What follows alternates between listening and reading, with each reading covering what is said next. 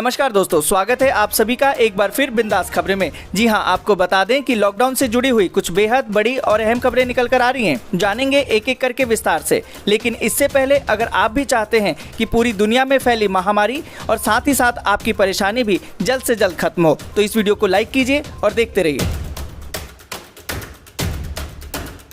दोस्तों, खबरों का सिलसिला शुरू करने से पहले आपको बता दें कि महामारी का कहर दिन पर दिन बढ़ने के कारण सरकार की तरफ से कुछ कड़े कानून और नए नियम लागू किए गए हैं, जिन्हें जानना आपके लिए बेहद जरूरी है। इसलिए आपसे अनुरोध है कि इस वीडियो को अंत तक जरूर देखिएगा। जी दोस्तों, आज की बड़ी खबरों में जानेंगे कि जिनके पास रोजगार नहीं है या जिन्होंने इस लॉकडाउन के मद्देनजर अपना रोजगार खो दिया है, उनके लिए अब एक बड़ी खुशखबरी है। अब सरकार ने उनके लिए एक प्रावधान किया है कि अब उन्हें जॉब मिल जाएगी। जी हाँ दोस्तों, इस खबर को जानेंगे विस्तार से और साथ ही दोस्तों जानेंगे कि मात्र ₹1 में मिल रही है आपको इलाज की सुविधा। तो इन खबरों को विस्तार से जानने के लिए बने रहिए हमारे साथ। जी हाँ दोस्तों, आपको बता दें कि अब बिना राशन कार्ड वालों को भी मिलेंगे पैसे। जानेंगे कि कैसे मिलेंगे आपको पैसे, कैसे आएंगे आपके खाते में, बने रहिएगा हमारे साथ। जी हाँ दोस्तों, आपको बता दें कि ट्रेन और प्लेन को लेकर भी एक बड़ी खबर निकल कर आ रही है। जो मजदूर भाई जहाँ फंसे हुए हैं उनके लिए ये खबर काम की हो सकती है, इसलिए ध्यान से इन खबरों को देखिए। जी हाँ दोस्तों, केंद्रीय कर्मचारियों के पेंशन को भी लेकर बड़ी खबर निकल कर आ रही है। वित्त मंत्रालय ने इस खबर की कर दी है पुष्टि। जानेंगे इस खबर को विस्तार से। जी हाँ दोस्तों, आज से महाराष्ट्र के फल बाजार खुल जाएंगे, लेकिन होंगी कुछ शर्तें। क्या कुछ होंगी शर्तें, जानेंगे विस्तार से। जी हाँ दोस्तों, दिल्ली वासियों के लिए फिर से एक नया संकट सामने आ गया है। जैसा कि हमने पिछली खबर में बताया था, उससे भी बड़ा संकट है ये। जानेंगे कि नया संकट है क्या। दोस्तों, इन तमाम बेहद बड़ी और अहम खबरों को जानेंगे विस्तार से, तो बने रहिएगा हमारे साथ। दोस्तों, खबरों का सिलसिला आगे बढ़ाने से पहले फटाफट जान लेते हैं महामारी के नए अपडेट्स को। अभी तक भारत में संक्रमित मरीजों की संख्या 16,402 पहुंच गई है, जबकि 2,600 के आसपास मरीज ठीक होकर घर जा चुके हैं। वहीं दुख की बात यह है कि 538 मरीजों ने दम तोड़ दिया है। अगर हम बात करें विश्व की, तो विश्व में 23,60,557 मरीज सामने आए हैं, जबकि 6,07,000 मरीज ठीक होकर घर जा चुके हैं। वहीं दुख की बात यह है कि 1,61,996 मरीजों ने दम तोड़ दिया है। दोस्तों, जिस रफ्तार से ये महामारी बढ़ती जा रही है, हो सकता है कि जब आप इस वीडियो को देखें तो ये आंकड़ा और भी बढ़ गया हो। जी हाँ दोस्तों, बढ़ते हैं अगली बड़ी खबर की तरफ। अगली बड़ी खबर जो निकल कर आ रही है कि 5 लाख से अधिक प्रवासी श्रमिकों को रोजगार देगी योगी आदित्यनाथ सरकार। जी दोस्तों, आपको बता दें कि महामारी के बढ़ते संक्रमण के कारण अन्य राज्यों से उत्तर प्रदेश में पहुंचे प्रवासी श्रमिकों की चिंता उत्तर प्रदेश सरकार ने कर ली है। सीएम योगी आदित्यनाथ ने रविवार को अपनी कोर टीम के साथ बैठक में करीबन 5 लाख प्रवासी श्रमिकों को रोजगार कराने की तैयारी कर ली है। जी दोस्तों, आपको बता दें कि महामारी संक्रमण के कारण करीबन 1.5 महीने के लॉकडाउन के दौरान अन्य राज्यों से प्रदेश में लौटे 5 लाख से अधिक प्रवासी श्रमिकों को नौकरी और रोजगार मुहैया कराने की योजना पर मुहर लगा दी गई है। इसके लिए सरकार ने उच्च स्तरीय कमेटी गठित की है। यह समिति इन श्रमिकों को स्थानीय स्तर पर रोजगार के अवसर उपलब्ध कराने की दिशा में कार्य करेगी, जिससे कि ग्रामीण अर्थव्यवस्था मजबूत होगी। जी दोस्तों, आपको बता दें कि यह समिति ओडीओपी के तहत रोजगार सृजन के साथ साथ बैंक के माध्यम से लोन मेले आयोजित करना भी सुनिश्चित करेगी। इसके अलावा रोजगार मेले का भी आयोजन किया जाएगा, जिससे लोगों को अधिक से अधिक रोजगार के अवसर उपलब्ध कराए जा सके। दोस्तों, आगे बढ़ने से पहले वीडियो को लाइक और शेयर जरूर कर दें। अगर अभी तक आपने चैनल को सब्सक्राइब नहीं किया है तो सब्सक्राइब करें, बेल के आइकन को दबाएं, ऑल नोटिफिकेशन को जरूर ऑन करें। और इसी के साथ बढ़ते हैं अगली बड़ी खबर की तरफ। अगली बड़ी खबर जो निकल कर आ रही कि सरकार की ना के बाद कोटा से खुद ही लौट रहे हैं छात्र, पहुंचने लगे हैं अब बिहार। जी दोस्तों, आपको बता दें कि कोटा को लेकर बिहार की सियासत अब गर्म होने लगी है। मुख्यमंत्री नीतीश कुमार ने साफ कर दिया है कि कोटा में फंसे छात्रों को नहीं बुलाया जाएगा, जो जहाँ है वहीं रहे। ऐसा करना लॉकडाउन का उल्लंघन और गरीब मजदूरों के साथ अन्याय होगा। प्रदेश के नागरिकों को मझधार में बेसहारा छोड़ देने का आरोप लगाया है। जी दोस्तों, आपको बता दें कि आरजेडी ने यह आरोप भी लगाया था कि कई रसूखदार लोगों ने अपने बच्चों को लॉकडाउन के बीच घर वापस बुलवाया है। जी दोस्तों, आपको बता दें कि अब कोटा से छात्र भी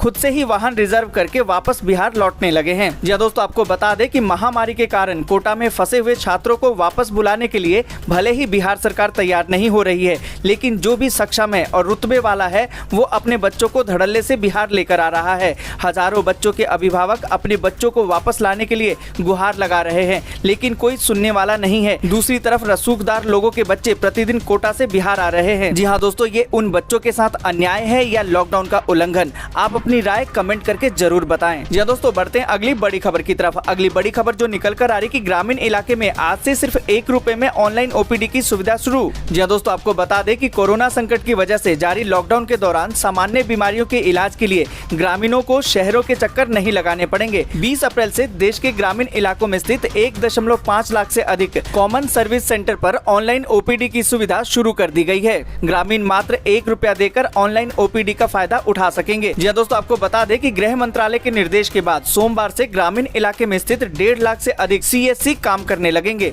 यहाँ ग्रामीण मात्र 1 रुपए की फीस देकर सुबह 8 बजे से लेकर रात 8 बजे के बीच सप्ताह के किसी भी दिन अपनी बीमारी का इलाज टेलीमेडिसिन के जरिए करा सकेंगे। जी हाँ दोस्तों, आपको बता दें कि CSC के पैनल पर अपोलो समेत कई निजी अस्पतालों के डॉक्टर हैं जो मरीजों का इलाज करते हैं। लॉकडाउन के दौरान कई सरकारी डॉक्टरों को भी टेलीमेडिसिन के जरिए गाँव वालों के लिए OPD की सुविधा बहाल करने के लिए कहा गया है। गाँव में ही इलाज की सुविधा मिलने से ग्रामीणों में महामारी की आशंका काफी कम रहेगी। यह दोस्तों, बढ़ते हैं अगली बड़ी खबर की तरफ। अगली बड़ी खबर जो निकल कर आ रही कि फ्लिपकार्ट और अमेजन लॉकडाउन में नहीं बेच पाएंगी गैर जरूरी सामान, गृह मंत्रालय के हैं आदेश। जी दोस्तों, आपको बता दें कि केंद्र सरकार ने लॉकडाउन से जुड़े अपने दिशा निर्देशों में रविवार को संशोधन किया। इसके बाद फ्लिपकार्ट, अमेजन जैसी ई-कॉमर्स कंपनियां लॉकडाउन के दौरान गैर जरूरी सामान की बिक्री नहीं कर पाएंगी। इससे पहले जारी दिशा निर्देशों में कहा गया था कि ई-कॉमर्स कंपनियां 20 अप्रैल से पूरी क्षमता के साथ परिचालन कर सकती हैं और यहां तक कि गैर जरूरी सामान भी बेच सकती हैं। इस संबंध में ई-कॉमर्स कंपनियों को डिलीवरी से जुड़े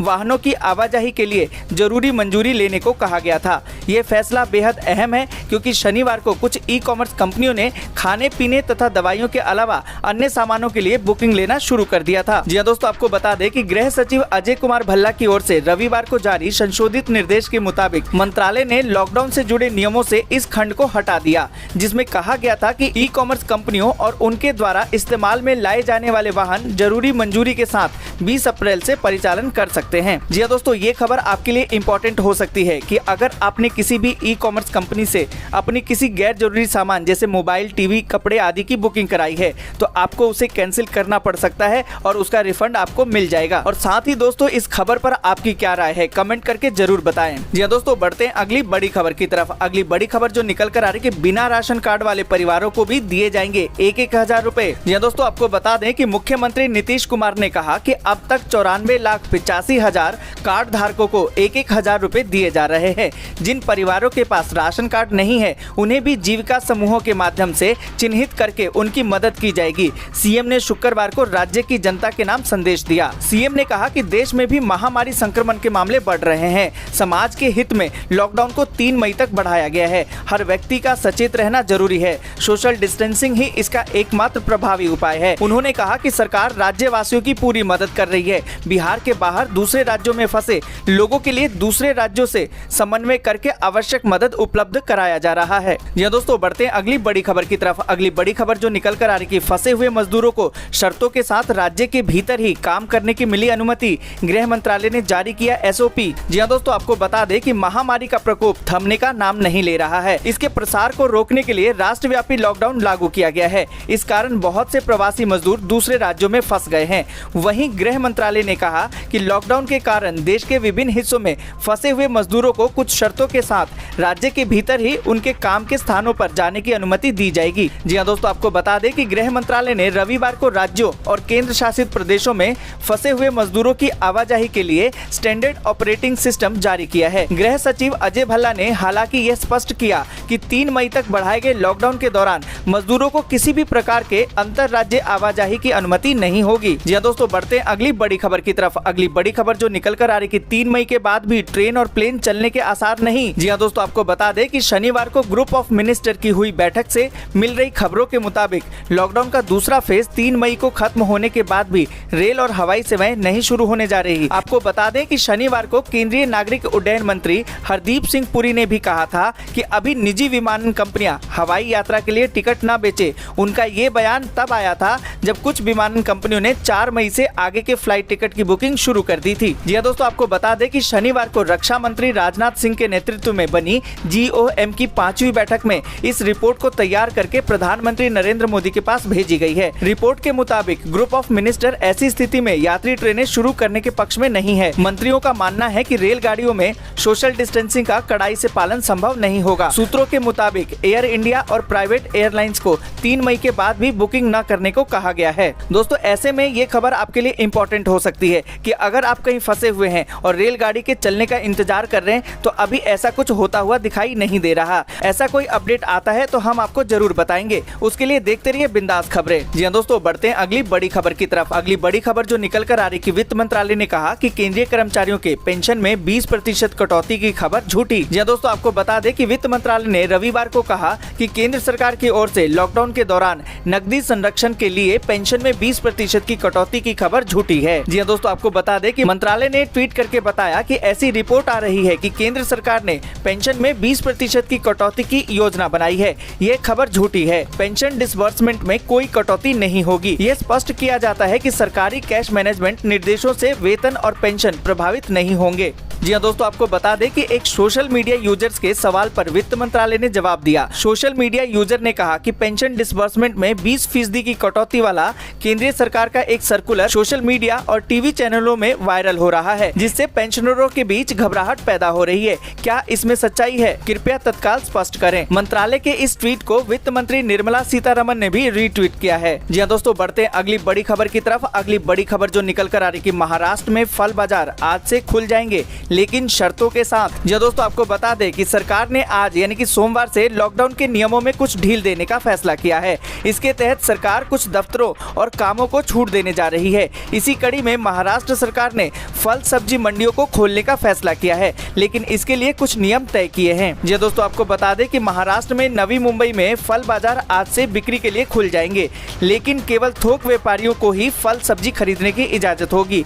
थोक व्यापारियों को भी कम से कम 15,000 रुपए की कीमत के फल सब्जियों की खरीद की अनुमति होगी। जी दोस्तों, आपको बता दें कि छोटे व्यापारियों और आम आदमी को सब्जी मंडी में जाने की अनुमति नहीं होगी। महाराष्ट्र प्रशासन ने किसानों से सीधे आम आदमी तक फल सब्जी पहुंचाने के लिए नवी मुंबई में 2 स्थान चुने हैं। इन 2 स्थानों से ही आम आदमी या छोटे कारोबारी फल सब्जी खरीद सकते हैं। जी दोस्तों, आपको बता दें कि महाराष्ट्र सरकार ने सब्जी मंडी में सोशल डिस्टेंसिंग का कड़ाई से पालन करने के निर्देश दिए हैं। जी दोस्तों, बढ़ते हैं अगली बड़ी खबर की तरफ। अगली बड़ी खबर जो निकल कर आ रही कि दिल्ली में नया संकट, 186 नए संक्रमितों में किसी में भी नहीं थे कोरोना के लक्षण। जी दोस्तों, आपको बता दें कि दिल्ली के मुख्यमंत्री अरविंद केजरीवाल ने रविवार को ऑनलाइन प्रेस कॉन्फ्रेंस करके महामारी से संबंधित बड़ी जानकारी दी है। उन्होंने बताया है कि पिछले कुछ दिनों में दिल्ली में कोरोना के मामलों में बढ़ोतरी शुरू हो गई है। शनिवार को 736 टेस्ट की रिपोर्ट आई, जिनमें से 25% यानी कि 186 मरीजों को संक्रमित पाया गया। चौंकाने वाली बात यह है कि इनमें से किसी में भी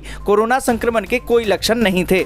उन्होंने कहा कि कल पॉजिटिव पाए गए मरीजों में से एक से बात करने पर पता चला कि वह कुछ दिनों से दिल्ली सरकार द्वारा चलाए जा रहे खाद्य पदार्थ वितरण केंद्र में जाकर खाना बांटने का काम कर रहा था। इसके बाद सेंटर पर आने वाले सभी लोगों की रैंडम टेस्टिंग का फैसला लिया गया है। जी हाँ दोस्तों, आपको बता दें कि इसके साथ ही हर केंद्र पर खाना बांटने के काम से जुड़े लोगों की भी टेस्टिंग की जाएगी। केजरीवाल ने कहा कि यह बहुत खतरनाक बात है कि कोरोना अब फैल चुका है। अब लोगों को पता ही नहीं चल पा रहा कि उन्हें ये कोरोना कब हुआ। ऐसे में उनसे अन्य लोगों में भी संक्रमण फैल रहा है। जी हाँ दोस्तों, आपको बता दें कि उन्होंने कहा कि दिल्ली की स्थिति को देखते हुए विशेषज्ञों की सलाह के अनुसार हमने ये निर्णय लिया है। फिलहाल लॉकडाउन की शर्तों में किसी भी तरह की छूट नहीं दी जाएगी। 27 अप्रैल को दिल्ली सरकार दोबारा से हालात की समीक्षा करेगी। इसके आधार पर ही आगे का फैसला किया जाएगा। उन्होंने कहा कि दिल्ली की आबादी देश की कुल आबादी की 2% है। इसके बावजूद देश के कुल मरीजों में से 12% यही हैं। जी दोस्तों, बढ़ते हैं अगली बड़ी खबर की तरफ। अगली बड़ी खबर जो निकल कर आ रही कि छात्रों को निकालने पर प्रियंका गांधी ने योगी सरकार की तारीफ,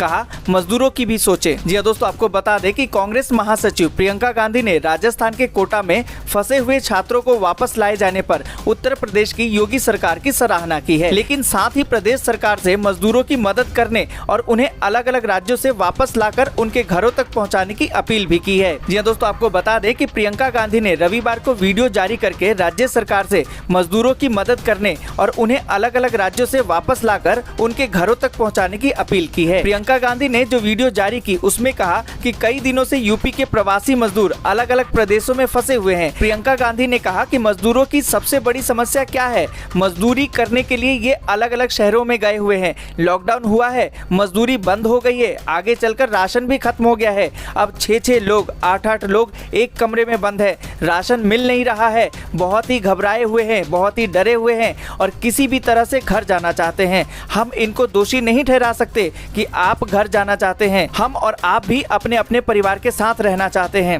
कांग्रेस महासचिव ने कहा कि हमें इनकी समस्या का हल खोजने की कोशिश करनी चाहिए। ये सबकी जिम्मेदारी है, मेरी है, आपकी है, हर सरकार की है। यूपी के एक एक मजदूर की जिम्मेदारी, चाहे वे कहीं भी हो, किसी भी प्रदेश में हो, किसी भी देश में हो, यूपी सरकार की जिम्मेदारी है कि हम उनको इस तरह से नहीं छोड़ सकते। उन्होंने कहा कि एक प्लान बनाया जाए ताकि धीरे धीरे ये अपने जिले में आ सके। मेरी अपील है हर देशवासी से, यूपी की सरकार से, कि हम इनकी मदद करें। जी हाँ दोस्तों, ये थी आज की कुछ जरूरी खबरें। उम्मीद करते हैं कि इससे आपको महत्वपूर्ण जानकारियां मिली होंगी। तो आज के लिए बस इतना ही। वीडियो को लाइक और शेयर जरूर कर दे। अगर अभी तक आपने चैनल को सब्सक्राइब नहीं किया है तो सब्सक्राइब करें, बेल के आइकन को दबाएं, ऑल नोटिफिकेशन को जरूर ऑन करें।